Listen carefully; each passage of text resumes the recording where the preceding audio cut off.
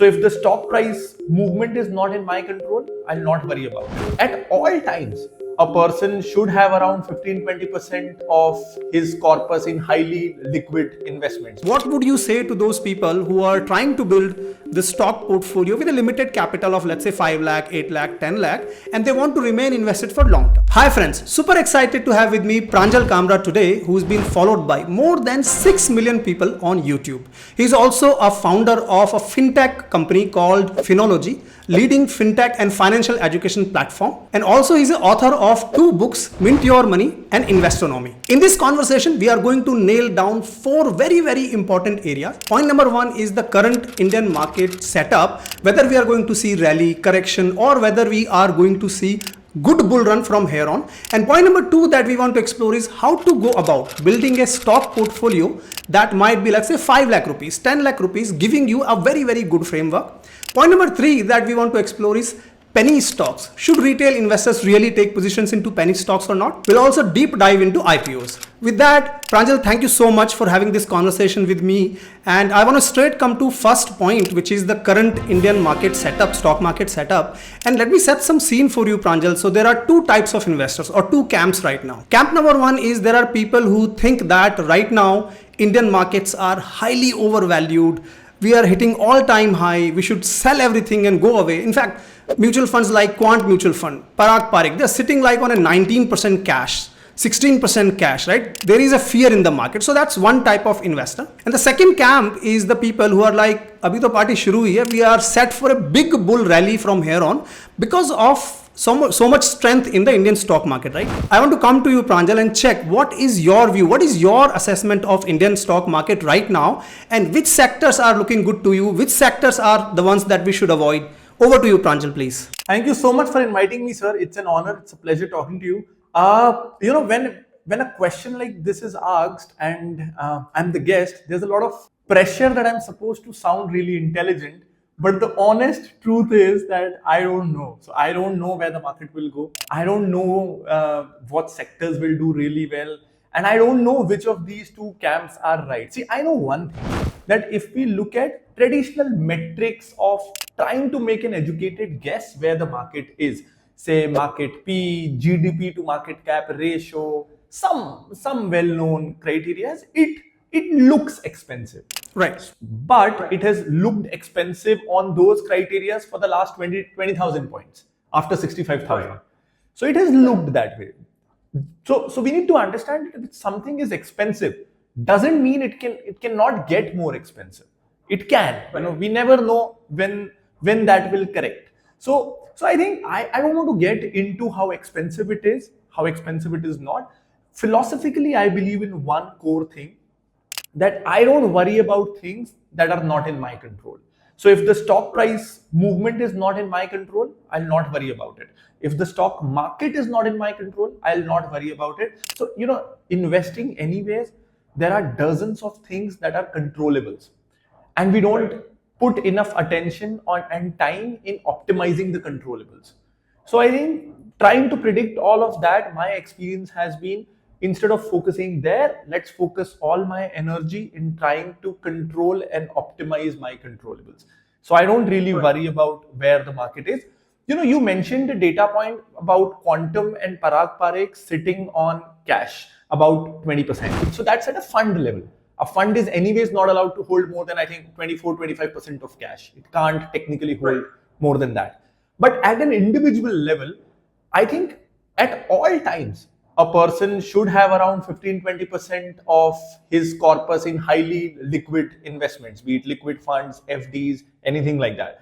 It helps you in emergencies and it helps you take advantage of some bargain opportunities. Right. So I think 1/5 of your portfolio, if it's in highly liquid position, I think it's not right just for this time, but it's the right strategy to go about in most market conditions. I don't like anyone being 100% invested in equities or highly volatile assets. So anyways, if someone has a decent amount of liquidity, they should continue. If not, 15-20% of your portfolio should be in liquid funds or FDs. So that is something I like. Sectors in stocks, your second part. I think again that is something I don't worry about because I like to stick to my circle of competence. So I don't worry about what the power sector is doing, automobile numbers, whether they're good or bad, what's the monthly sale, RBI, Fed. I don't worry about all of that. All I understand is I think I'm good with consumer durables, I'm good with white goods, I'm good with FMCG because I've consumed all those products growing up and I've always sort of researched about it. And because of my business, I'm good with non-banking finance companies. So I'm good with brokers, insurance, exchange, AMCs, all of that. And that is my circle of competence. And even for our clients, I think 70-80% of our exposure is in these industries that we think we understand well. And this is why we diversify. This is why we have 25, 30, 20 stocks in our portfolio, so that we don't really need to worry about which particular micro segment is doing well. We have a well diversified portfolio, and at any given time period, a part of it is doing well. So that is again flowing from the fact that don't try to venture out of your comfort zone too much, and don't try to control the uncontrollable. Brilliant. I think I love the honesty, first of all, Pranjal. The way you put it is that you got to really work on your own strengths. Let's not worry about too much about the noise, what's happening in the market. And just to add my 2 cents here, Pranjal, I was reading some data and I saw that in FY24, in very interesting data, in FY24, if you look at Nifty 500 top companies, the earnings of these 500 companies has grown by around 30% year on year, right? Now, if our Indian companies are producing such great profits, right? 30% growth is huge, right? If you look at any economy. And if that's what is happening in Indian market, then to me, I think it gives me a lot of confidence to remain a long-term investor, right? And not worry about short-term noise that is happening, right? In the Indian stock market. And the second thing I note right now, and I've been, analyzing a lot of individual stocks, likes of, for example, Tata Motors, right? And you will hear the stories where the balance sheet of Indian companies, they are deleveraging it to a great extent, right? They are getting rid of the borrowings. Either they are doing, raising the money through IPOs, FPOs, or preferential issues, and that money they are paying off the debt, right? And whenever your corporate world is reducing your debt, then what it happens is that you are going to build a better return of equity, right? And in long term, you're not paying a lot of money to interest. That money is getting invested in business. So I think my 2 cents here is that I totally agree with you. People who want to remain invested for long term in Indian equity market, I think this is a very, very good time. And there will always be this short term noise that, 10% correction, 5% correction, 8% correction and whatnot.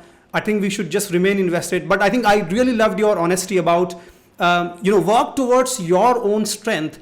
If you're working in IT domain, for example, then IT sector, there are hundreds of opportunities for you to pick stocks from. And if you don't understand, for example, semiconductor or for that matter, metal sector, which is highly cyclic, why do you want to get into it, right? You can just restrict yourself to the core competencies.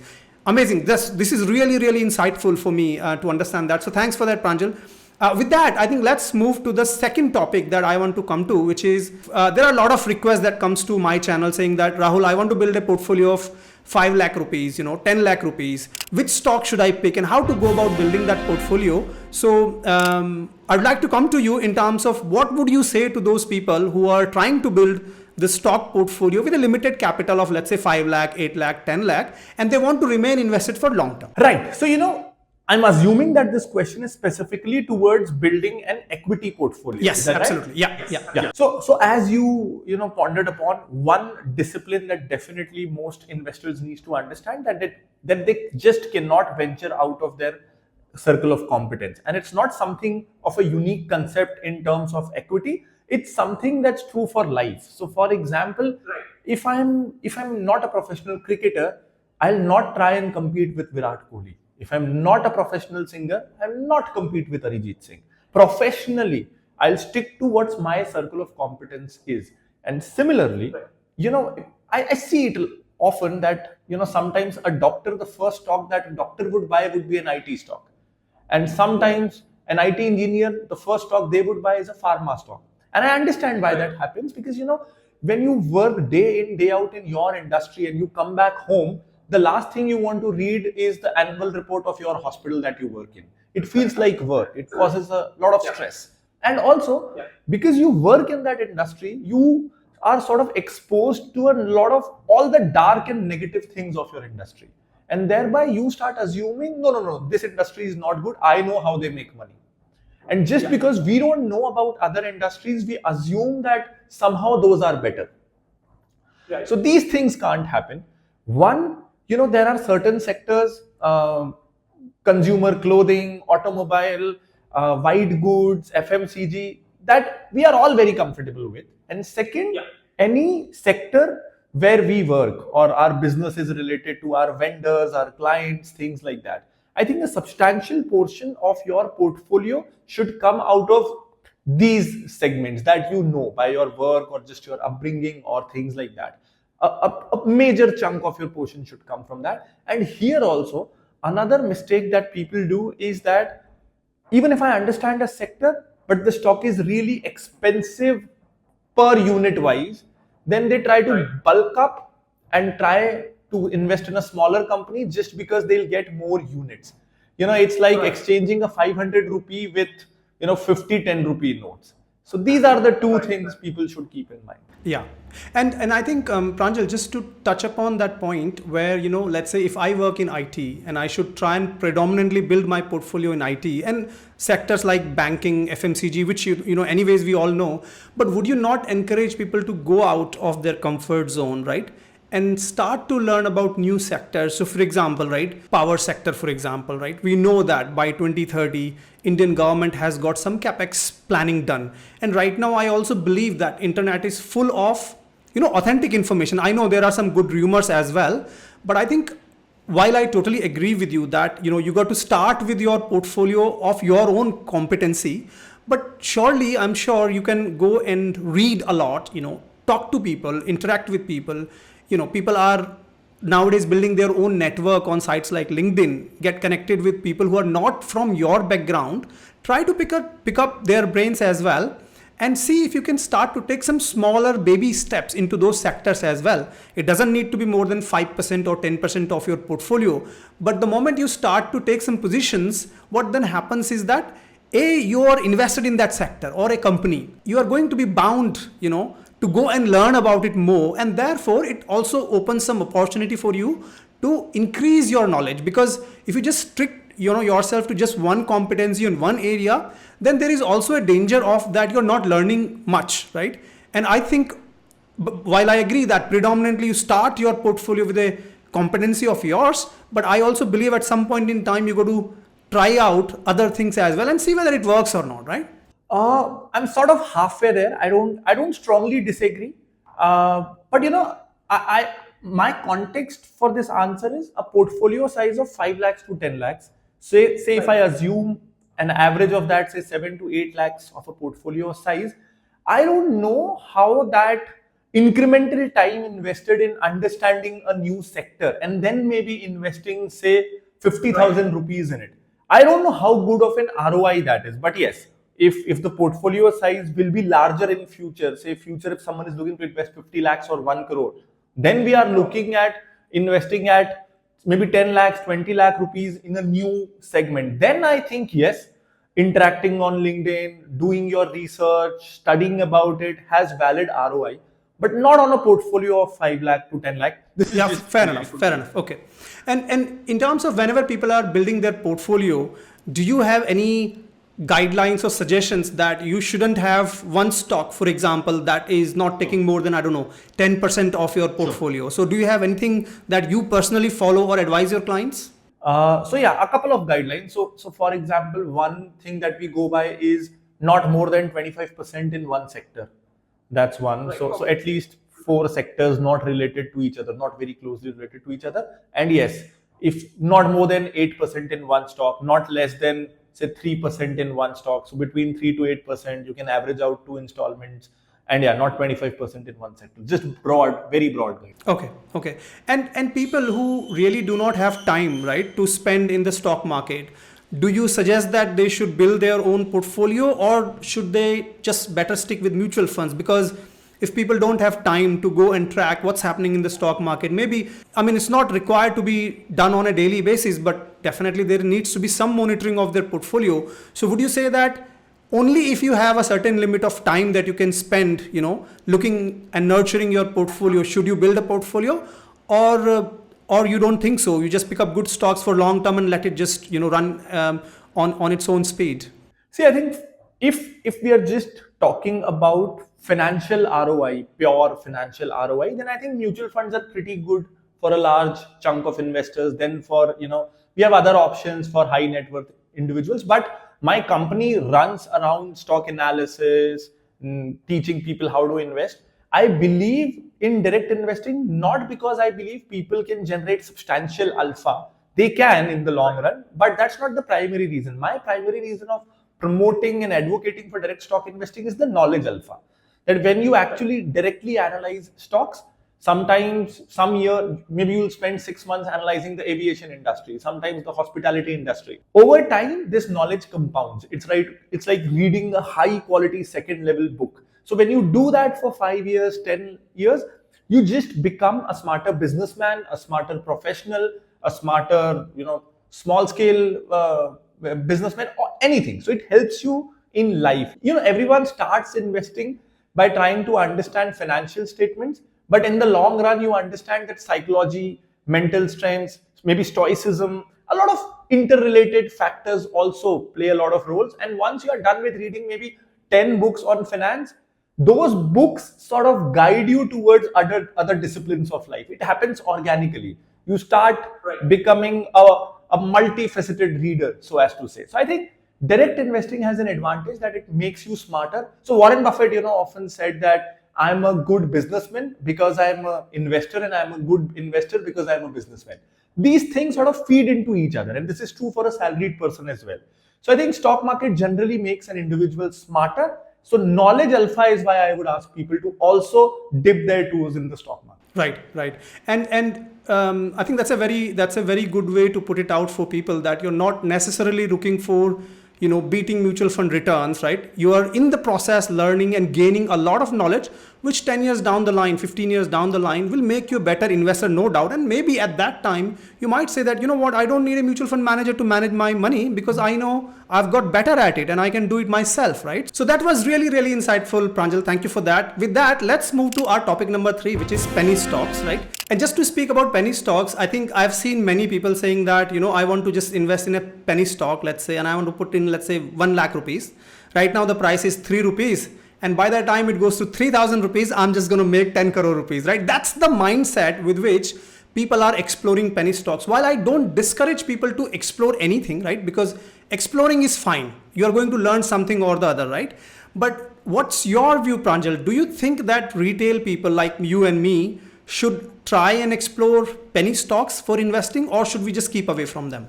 See, philosophically, I believe penny stock cannot be part of your investment plan. It cannot, penny stocks cannot, their performance cannot decide whether you meet your goals or not, whether you create wealth or not. If you want to just, dip your toes, maybe 2%, 4% of allocation, just to try it out, just to ease that itch that people have of gambling, it's fine.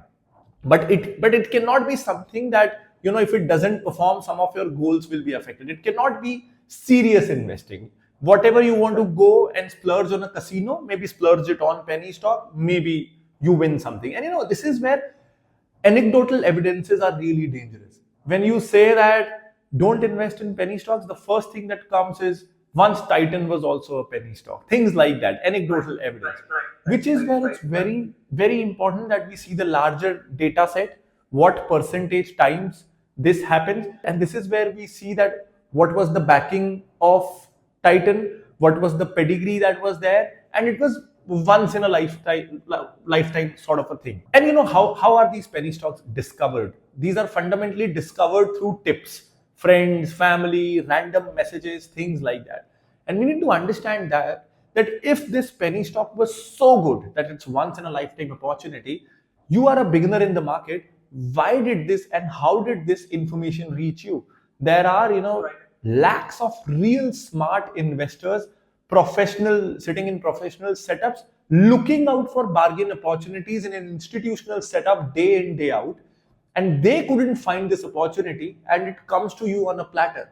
If it comes to you on a platter, in most cases, it means that this is something that's rejected by everyone who's smart. Specifically, when you are really new in the market, your first 5 years, you are not supposed to end up with great winners. That's not how any field works. You need to refine your skills for 5 years, 10 years, and then you end up doing great things. And that's the same for stock market. So if something really great is coming to you from a source that you really, really trust, most probably your source is also doomed. They also don't know what they are getting. And secondly, we need to question this, that if this company is so great, why is it still a penny stock?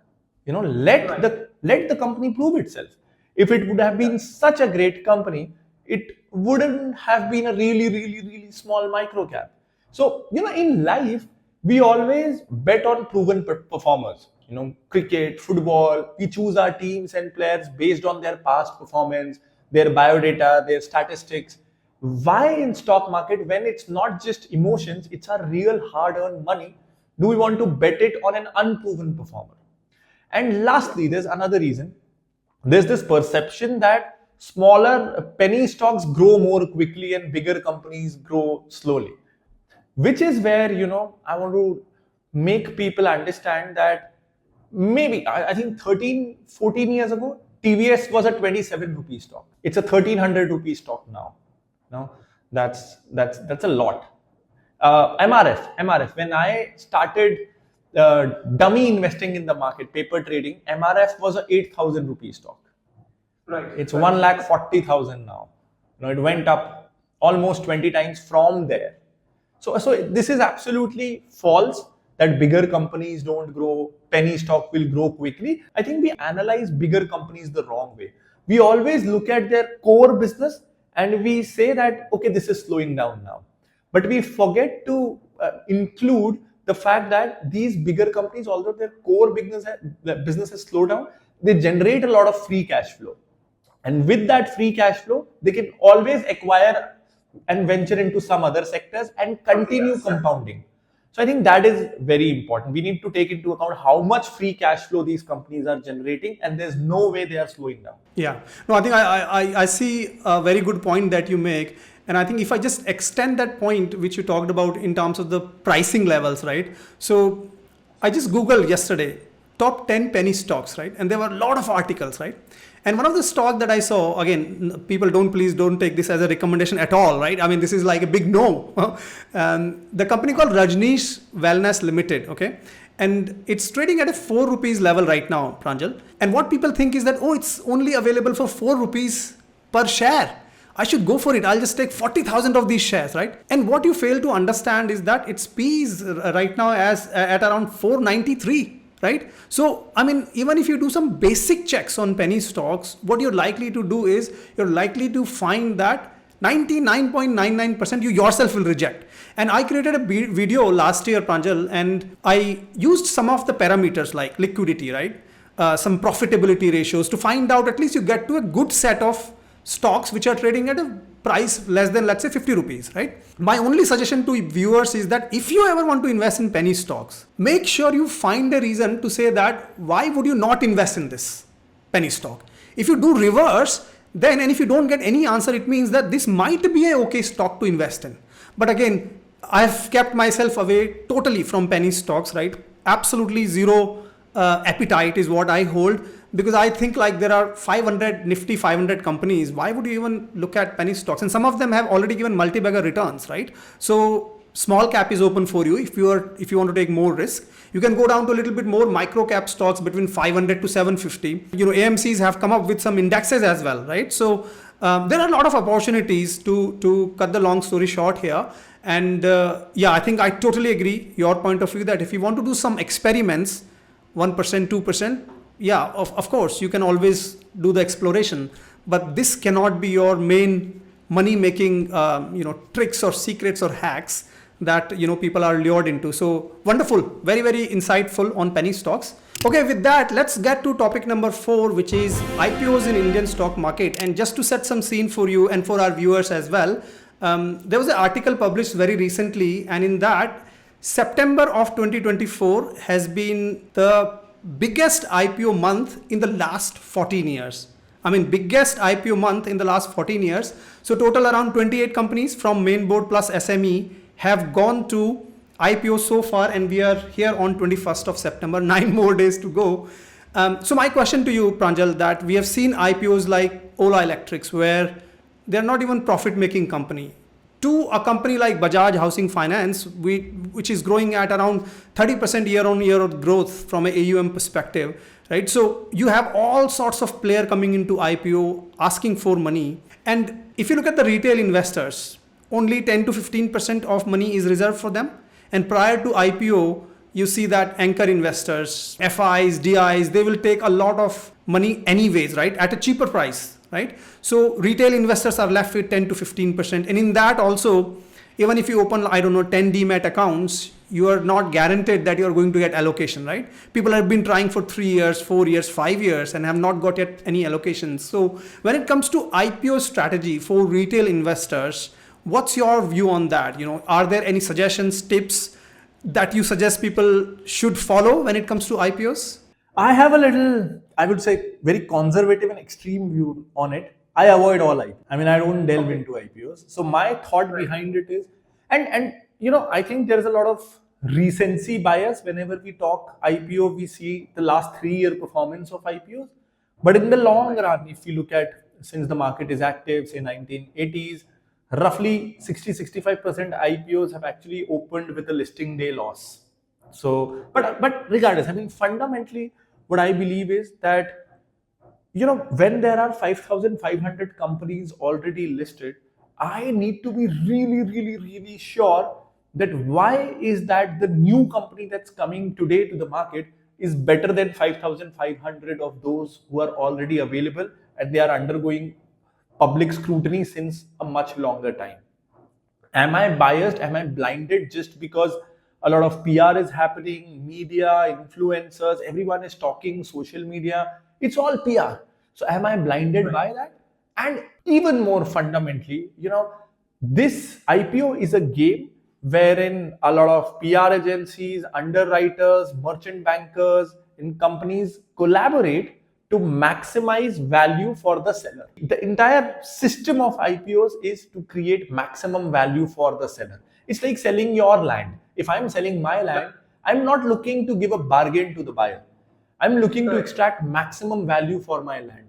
So fundamentally, it's designed to create maximum value for the seller, and therefore I'm not into it. I am in the game where the market comes in, where price is decided by equals, by the market as a whole, and then I pick what I think has the right value and the right quality. I understand a lot of people don't want to get into it because all they want is listing gains, so they are not worried about all of that. But as you said, IPOs that give really, really good listing gains, it's a lottery where 1 in 200 people get it. And in the retail segment, even if you get 100% listing gain, it sounds really fancy, 100%, but actually you end up making 14,000, which is not bad per se. But you have to look at holistically that if the retail side of IPO system is designed for the seller to create maximum value for themselves. So fundamentally, it's not tuned in your favor, but we bring in recency bias. We say last 3 years, even in last 3 years, it's a game